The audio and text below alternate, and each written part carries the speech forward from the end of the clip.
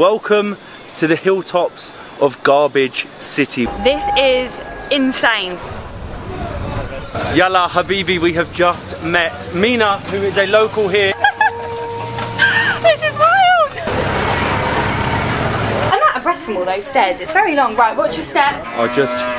Oh my god, what was that? In certain areas the smell is pretty intense. Good morning and welcome to the hilltops of Cairo. When you think of Egypt, when you think of Cairo, do you think of the pyramids? Do you think of the great river Nile? One thing you probably don't think of is this town, city behind me. Welcome to the hilltops of Garbage City, one of the biggest slums in all of Egypt, housing over 60,000 Coptic Christians that have basically become the self-employed garbage collectors for the whole of Cairo. We have just met our guide, Mohammed, and before we head down into the chaos that is below, we're going to go and check out one of the largest churches in all of Africa.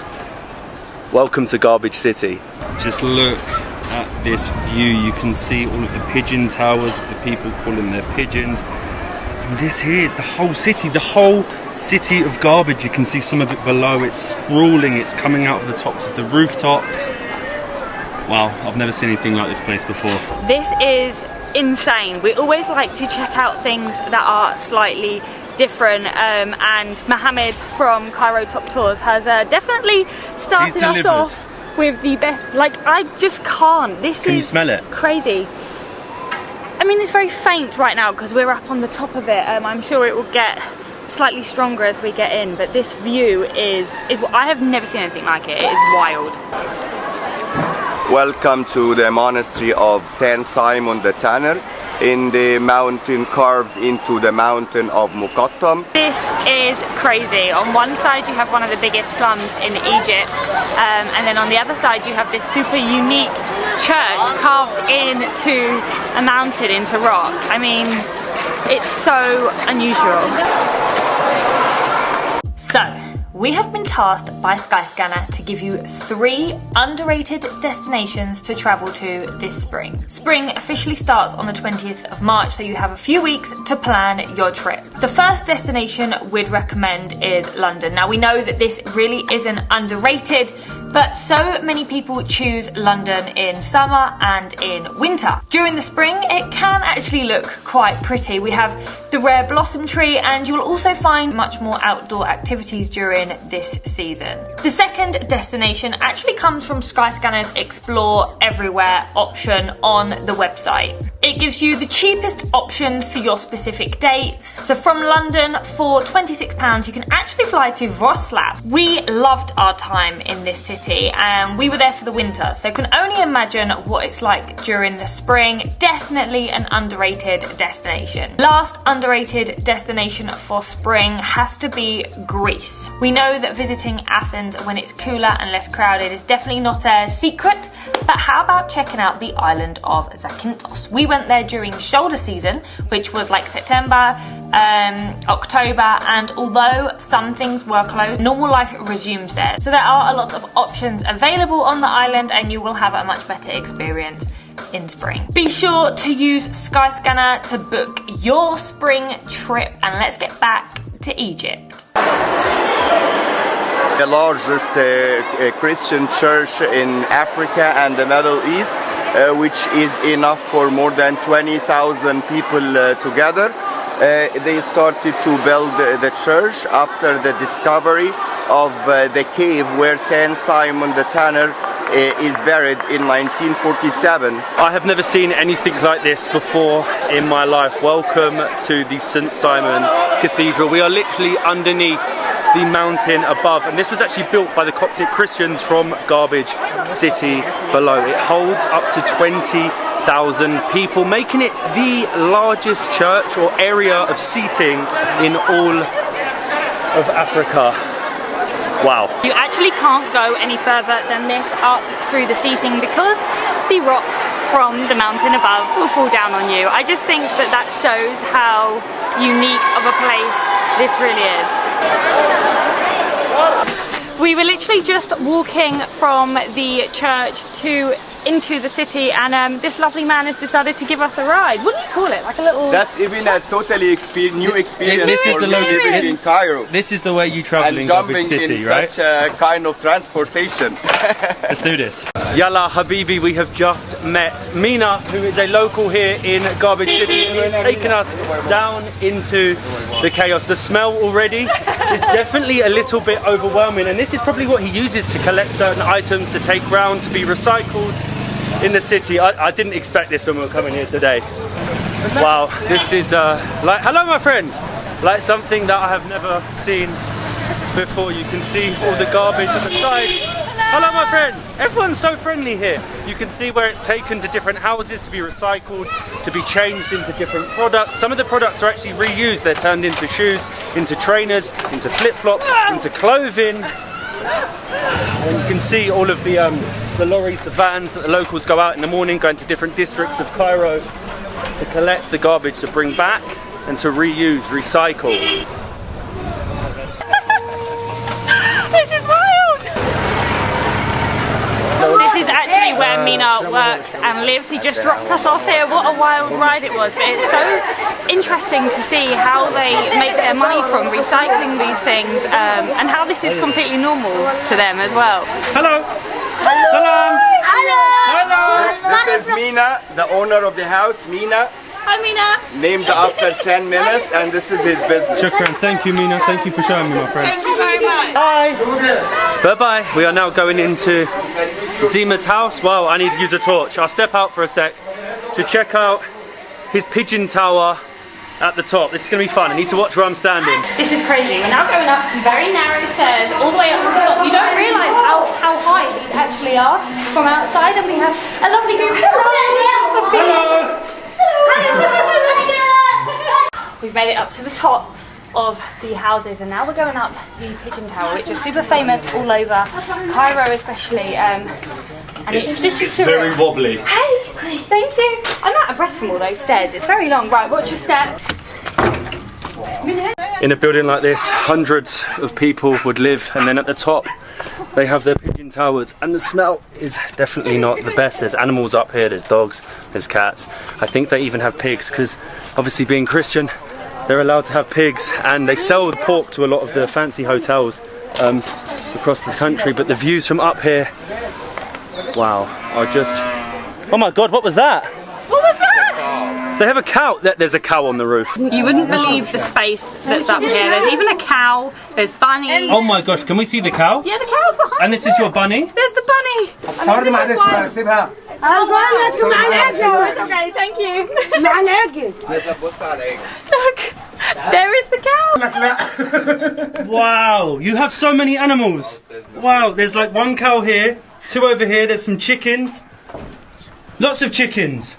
Wow! The cow said no photos. The smell of that cow. It's proper smelly. The people are honestly so hospitable to allow us in, and these are actually the Zabaleen people, which in Arabic means the garbage collectors. They do the job that the government isn't doing at the moment, so they're literally separating everything, collecting everything. This is literally how they make a living, and We are it's so basically up a unique. pigeon tower. Look at this, the pigeon tower's right here, on the rooftop, surrounded by animals. And there you have the mountains, and the view is wild.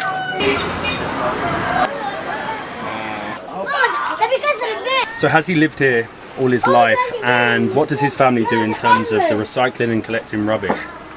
بيقول لك يا مينا انت عايشنا بالك قد ايه؟ Jesus. Ah, Jesus very Christ. They good. are very religious people, whether Muslims or Christians. أنا هنا بقالي 10 سنين. He says he lives here the past 10 years, and his family. وشغال في أمينة في موضوع الزبالة. And he is one of the Zabaleen, or the garbage collectors. His job is to split and separate all the different items together to make use of it separately. Plastic, cans, and all other items. We've actually come back down onto the street. Amina was saying that he actually rents his apartment in the building. He said you wouldn't believe it, but the owner is a millionaire, and he's showing us how his family. So basically the men will go and collect a lot of the materials, and then the women will sort of sort them at the house. So she's sorting all the different plastics. So you get into plastics, hello Salam, into paper and all the different things. And then of course they take it, they recycle it, and they make their money. It's a real process, and if they didn't do this, it wouldn't be done in Cairo. So a lot of people from Cairo respect them, and to them, this is normal. This is normal life. We have a bit of an entourage walking along the streets, and as you walk along, you can see different houses doing different things. So you've got some that are collecting bottles, again some that are collecting paper, and some that are just sieving through rubbish. In quite a lot of the houses they actually have special equipment that they use to sort out all the different types of materials and then smash them down, crush them up so they can recycle them. Salam.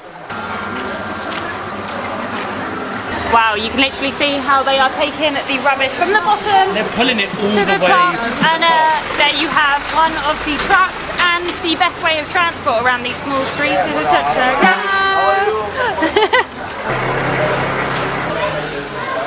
In certain areas the smell is pretty intense. It's said that the people here are completely immune to it, and actually during COVID, oh my god, here comes today's delivery of rubbish. They said during COVID they didn't have any restrictions.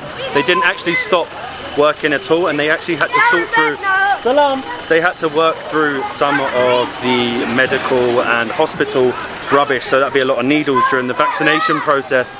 And of course some people sorting through garbage, anything can happen, you know, diseases spread. I don't have the words to describe this. It's such a unique thing, but without them, the city of Cairo would be, you know, It wouldn't function. It wouldn't function. The amount of garbage or rubbish and recycling they have here is astronomical. So you could just imagine what Cairo would be like if they didn't have the Zabaleen people. This is also bottles, but when they break it, it becomes like this. Ah, it's bottles that you've broken down. Is there a machine he uses to break it up? Yes. There is a machine that smashes those bottles and makes them like this.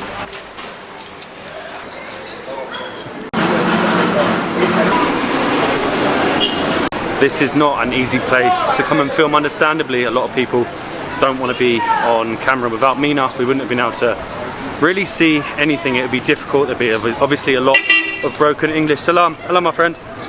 Everyone's pretty friendly, but even like a security guard, a policeman here, had to ask him, like, are they allowed here? Do you want him to be filming with you? And Mina was like, no, they're my friends, it's okay.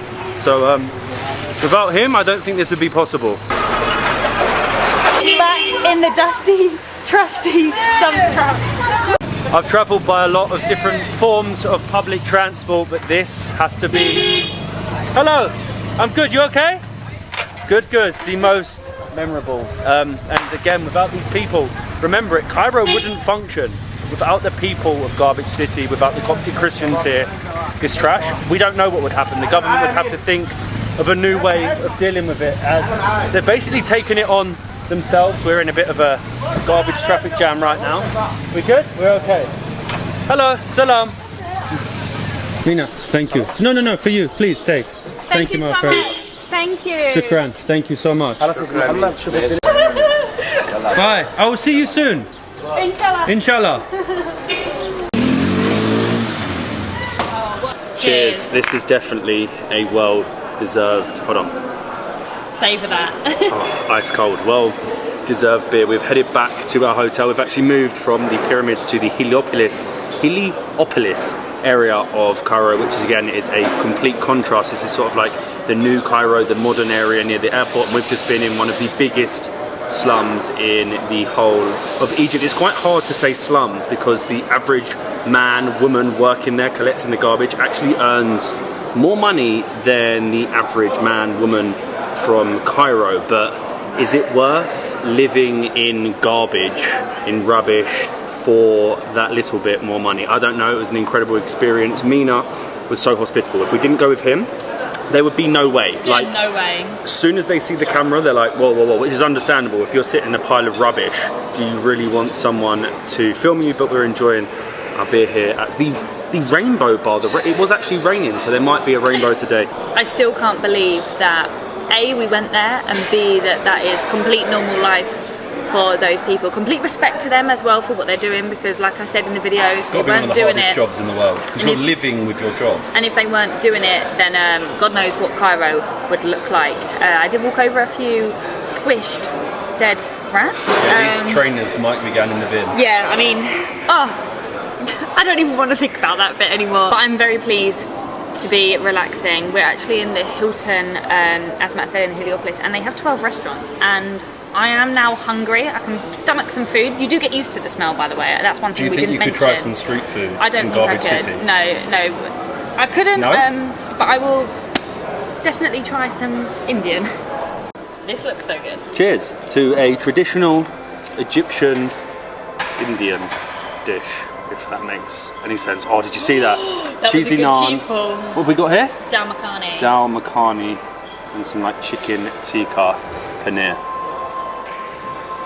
That's good as well. You're always a little bit nervous eating Indian in Egypt. That's good. Good afternoon and welcome to the not so great Alexandria. Cheers. Cheers, we found refuge. I'm going to try it the Egyptian way and eat chilies as well. I think this is going to probably blow my head off because everyone's staring at me like, what is going on?